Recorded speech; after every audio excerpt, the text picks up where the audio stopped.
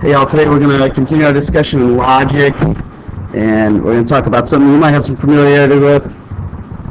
That's Venn diagrams, and basically like circle diagrams that show the relationship between two or more sets or groups of things. So we sort of have three ways that these groups can interact. The first way is that they don't have anything in common, they don't ever have anything in common. Sort of like dogs and cats. So here, this circle represents all dogs, this circle represents all cats. They don't overlap because they don't have anything in common. We could have two things that sometimes have something in common, so we could have football players and track athletes that overlap. So this space here where they overlap represents football players who also participate in track. So they sometimes are the same.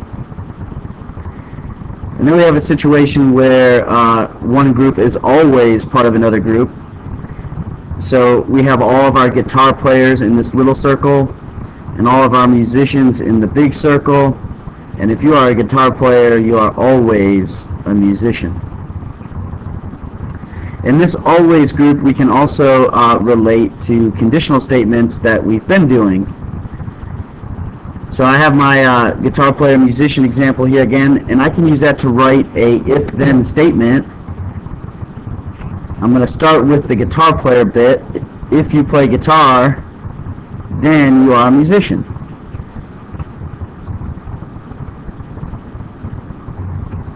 So let me do another example. Oops. One related to geometry. A rectangle is always going to be a parallelogram, so the rectangle circles inside the parallelogram circle. So we can say if a shape is a rectangle, then it is a parallelogram.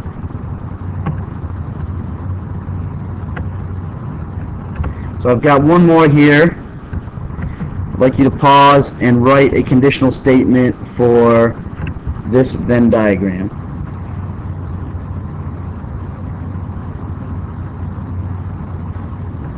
So we'll start with the right triangles. The right triangle is always a triangle.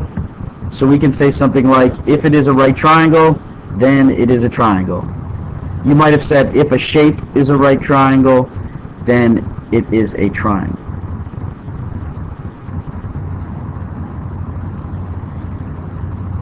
So we'll deal with the always. We like to write if-then statements when we have the always Venn diagrams, and we also deal with the sometimes Venn diagrams a lot as well. So here I have 50 students. 18 said they owned a computer, and 40 said they owned a calculator. 15 of them said that they have both a computer and a calculator. And we want to figure out how many students said that they didn't have either of those two things. So we can create a sometimes Venn diagram because we said here that 15 of them had both. So sometimes they had a computer and a calculator. And we're going to use this 15 first. I'm going to put the 15 in the middle here. That represents the 15 people who own a computer and a calculator. So I'll put it right there in the middle. 18 people said they owned a calculator, but 15 of them said 18 said they owned a computer, but 15 of those people also owned a calculator. So this part of the diagram over here represents people who only own a computer. So we need to take 18 and subtract 15 from it and find that 3 people own just a computer. Similarly, 40 people owned a calculator, but 15 of those people also owned a computer. So if we do 40 minus 15, we'll find out that 25 of those 40 own just a calculator. So that means a total of 3 plus 15 plus 25, 43 people owned a computer, owned a calculator, or owned both. And there are 50 students total, so that means 50 minus 3 minus 15 minus 25. So that 50 minus 43, which is 7, there are 7 people who didn't own either. So that was kind of a lot. Let's do another one. I have 32 girls that went to a carnival. 17 of them went on a roller coaster, 13 went on a log ride, and 4 went on both. And we're trying to figure out how many girls only went on the roller coaster. So we'll create our Venn diagram again.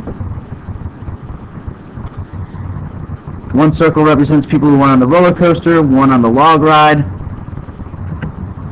4 of them went on both, so we put that in the middle. In order to figure out the number of people that went only on the roller coaster, we take the number of people who went on, 17, and subtract the number of people who went on both, 4, and we'll find that 13 of the girls went on just the roller coaster.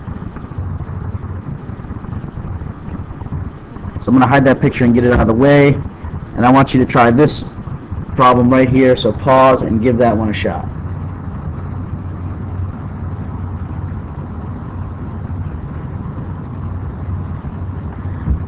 So I'm going to create a Venn diagram that has a circle for students who take French and a circle for students who take geometry. We know that 5 take both, so we put that in the middle. To get the number that just take French, we do 14 minus 5, and we find out that 9 take only French. We can find out the number that take only geometry by doing 29 minus 5 and get 24. So we have 9 students who take only French, 24 who take only geometry, and 5 who take both, for a total of 38 students who are taking one, the other, or both. So that means to find out how many are taking neither, or are not in either, we would take 40, the number of students, subtract 9, subtract 5, subtract 24, and get 2. 2 of the students are not taking French or geometry.